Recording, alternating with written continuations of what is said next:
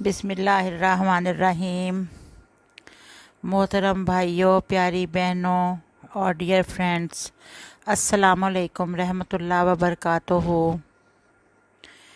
امید ہے کہ آپ سب لوگ اپنے گھروں میں خیریت سے ہوں گے اور رمضان المبارک کے روزے رکھ رہے ہوں گے اور ڈھیروں ڈھیر ثواب کما رہے ہوں گے۔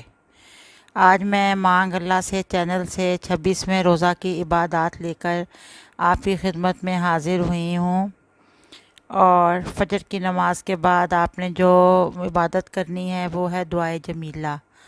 دعائے جمیلہ کو آپ نے 3 بار پڑھنا ہے۔ اس میں اللہ تعالیٰ کے سارے نام ہیں اور یہ بہت پیاری دعا ہے۔ اس دعا کو پڑھنے والا جو انسان ہے اس کو ثواب کے ساتھ ساتھ ساری مرادیں وہ پاتا ہے۔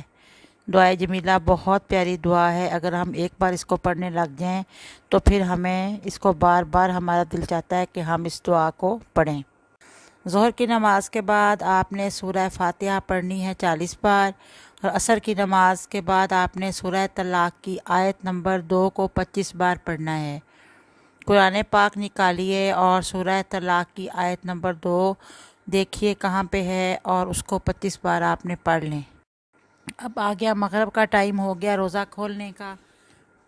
مغرب کی اذان ہوگی تو آپ روزہ افطار کریں، اور اس کے بعد مغرب کی نماز ادا جب بھی کر لیں گے تو اللہ تعالیٰ کا پیارا نام یا غنیوں یا غنیوں یا غنیوں کو آپ نے 300 بار پڑھنا ہے۔ 3 تسبیحات اس کی پڑھنی ہے۔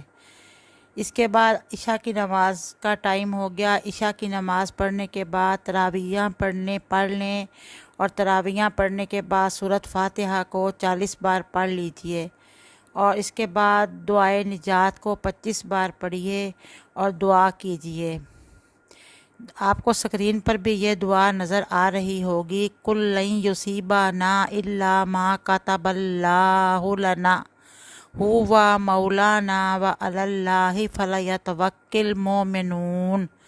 یہ بہت بڑی دعائے نجات ہے، اور اس کا ترجمہ سنیے کہ کہہ دیجئے کہ ہرگز ہرگز ہمیں نہیں پہنچتا مگر وہی جو اللہ تعالیٰ نے ہمارے لیے لکھ دیا ہے۔ وہ ہمارا مالک ہے، اللہ تعالیٰ پر ہی اہل ایمان بھروسہ اور توکل کرتے ہیں۔ اس دعا کو پڑھنے کے بہت فوائد ہیں۔ اس دعا کے پڑھنے سے لکھی ہوئی تقدیر بھی بدل جاتی ہے، اور برے حالات کو اللہ تعالیٰ بہت جلد اچھے حالات میں تبدیل کر دیتے ہیں۔ آمین۔ تو اب میں آپ سے اجازت چاہوں گی، پھر ملاقات ہوگی۔ اللہ حافظ۔